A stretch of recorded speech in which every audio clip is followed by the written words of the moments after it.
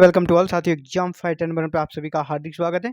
साथियों, आप सभी के लिए गुड न्यूज है, खुशखबरी है। और कहाँ से आ रही है? उत्तर प्रदेश से। जी हाँ, उत्तर प्रदेश में जो असिस्टेंट प्रोफेसर की भर्ती प्रक्रिया चल रही थी, और कितने पदों पर? 10 से 17 पदों पर।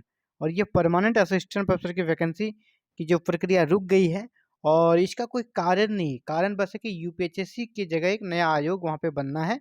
तो नया आयोग रेडी हो गया है। और जैसा आप अवगत होंगे, 10 से 17 पदों पर जो उतने भी आवेदन आने थे, आवेदन आ चुके हैं। बस एग्जाम डेट अनाउंस होना था। तो जी हाँ, अब आपके पास रेस्ट करने का समय नहीं है। Don't rest now. अब आप बिल्कुल आराम ना करें। Be ready for exam. आप एग्जाम के लिए तैयार हैं, क्योंकि नया आयोग बन चुका है। नया आयोग का नाम क्या है? शिक्षा सेवा चयन आयोग। और नया आयोग ने काम करना भी शुरू कर दिया है, और एग्जाम लेने के संबंध में आवश्यक निर्देश भी दिए गए हैं। तो एडवर्टाइजमेंट नंबर 51 के तहत आपने अगर आवेदन किया है 10 से 17 पदों के लिए, तो आपके लिए बहुत अच्छी खबर है। अब आप एग्जाम्स के प्रिपरेशन में फिर से लग जाएं। अगर आप थोड़ा ढीले पड़ गए तो फिर से आप टाइट हो जाएं, और एकदम कर सकते डू और डाई वाली सिचुएशन है, और एग्जाम्स की प्रिपरेशन में फिर से लगें। देखिए, आचार संहिता बाद खत्म होने के बाद, अभी लोकसभा का आचार संहिता लगा हुआ है, तो आचार संहिता खत्म होने के बाद भर्ती की तैयारी में आयोग, आचार संहिता जैसे ही खत्म होगा लोकसभा चुनाव का, नया जो आयोग बना है वह भर्ती प्रक्रिया को आरंभ कर देगा।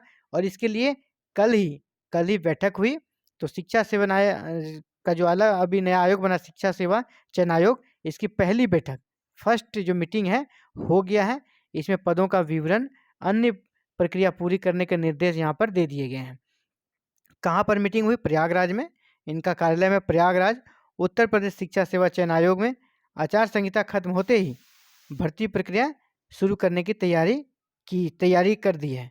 यानी जो मीटिंग हुआ था, इसका सबसे पहला जो एजेंडा बना कि जो भर्ती प्रक्रिया लंबित है उसे आप जल्द से जल्द पहले शुरू करें। अभी नई वैकेंसी की बात नहीं है, जो भर्ती प्रक्रिया चल रही है उसको पूरी करने का निर्देश दिया है। यानी भर्ती प्रक्रिया जो दो बहुत कह सकते हैं मेजर है अभी यहाँ पर आयोग के सामने, तो उसी पर लेकर बात हुई। बृहस्पतिवार को बैठक हुई, कल ही बैठक हुई थी। और इसमें अभी जो आप देखेंगे, तो सबसे बड़ी भर्ती है वो आपका 4100 पदों पर, जो कि आपका माध्यमिक शिक्षा सेवा चयन बोर्ड के माध्यम से पीजीटी टीजीटी टीचर्स की जो भर्ती है, यहाँ पर 4100 भर्ती है। और 1017 असिस्टेंट प्रोफेसर की भर्ती है। तो एजुकेशन डिपार्टमेंट में, शिक्षा विभाग में बस ये दो भर्तियां ज़्यादा बड़ी भर्ती है, और इनका आवेदन ले लिया गया है। बस इसे है कि स्क्रूटनी भी इसकी कर ली गई है, बस इसका एडमिट कार्ड आना था और एग्ज़ाम होना था। तो इस प्रक्रिया को आयोग जल्द से जल्द कंप्लीट कर लेगी। बाद बाकी फिर नई वैकेंसियाँ बाद में आएगी, है ना। अभी इसके लिए जो भी आवश्यक कार्य करने थे, तो अभी तो फिलहाल नया आयोग है। तो मेंबर तो पूरे कह सकते हैं यहाँ पर 12 के 12 मेंबर नियुक्त हो गए हैं। चेयरमैन भी कह सकते हैं, कार्यवाहक चेयरमैन नियुक्त हो चुके हैं। इसके अलावा जो अफसर कर्मचारी हैं, वो अभी आपका यूपीएचएससी के जो कर्मचारी थे, यूपीएचईएससी के, उन्हें ही यहाँ पर डिपुटेशन किया गया, वो ही यहाँ पे कार्य करेंगे। और उन्होंने भी कार्यालय में आना शुरू कर दिया है, ताकि कार्य की जो प्रगति है, स्पीड जो है वो रुके नहीं, और बड़े ही स्पीड से काम किया जा सके। तो चलिए इस पूरे डिटेल्स में से देखते हैं। तो कार्यवाहक अध्यक्ष जो सचिव हैं उच्च शिक्षा एमपी अग्रवाल, जो कि कार्यवाहक अभी बने हैं चेयरमैन नए आयोग के। और 12 सदस्यों की जल्द ही एक बैठक होने की बात की जा रही है। यानी अब और एक मीटिंग होगी। जैसे अभी कल एक मीटिंग हुई जिसमें सारे मेंबर नहीं थे, है ना, सारे मेंबर चेयरमैन थे और उसमें कुछ मेंबर थे। इस बार जो मीटिंग होगा पूरा फुल क्वारम के साथ, पूरा कंप्लीट सभी उपस्थित रहेंगे, चेयरमैन और आपके सभी मेंबर्स। इसमें से अब आपका क्या होगा कि उत्तर शिक्षा सेवा आयोग की सचिव रत्नप्रिया, उप सचिव जो थे, ये सभी यहाँ पर मौजूद रहे इस बैठक में। और आगे भी जो बैठक होगी उसमें भी उसे रखा जाएगा, और ताकि अब कोई महत्वपूर्ण निर्णय लिया जाएगा। महत्वपूर्ण निर्णय अभी क्या है सबसे जरूरी? Exam dates. और सबसे पहले सारे जो आवेदन आए उनकी क्या स्थिति है, इन सभी को देखकर एग्जाम डेट्स के बारे में नेक्स्ट मीटिंग में निर्णय ले लिया जाएगा। एग्जाम डेट्स आपको मिल जाएगा, और आचार संहिता खत्म होने के बाद ही आपको कह सकते हैं कि एग्ज़ाम देने की नौबत आप पर आ पड़ेगी। मतलब आप समझिए कि आपका जो एग्ज़ाम बहुत ज़्यादा फास्ट तरीके से ले अगर आयोग, तो जून में आपके एग्ज़ाम्स होने के चांसेस हैं। जून लास्ट में आपके एग्ज़ाम्स होने के चांसेस हैं। आपका अनाउंस अभी ही हो जाएगा। अनाउंस अभी आपका अगला जो मीटिंग होगा इसके बाद आपका अनाउंस हो जाएगा एग्ज़ाम डेट का। और एग्ज़ाम अभी फ़िलहाल आपका जो डेट बन रहा है वो जून बन रहा है। जून में आपका याद कीजिए एमपी में भी एग्ज़ाम है, यूजीसी नेट का भी एग्ज़ाम है। तो इन सबको देखना होगा कहीं आपका नेट के एग्ज़ाम से ओवरलैप ना करें। तो जैसे नेट का एग्ज़ाम कब से 10 से लेकर 21 जून के बीच है।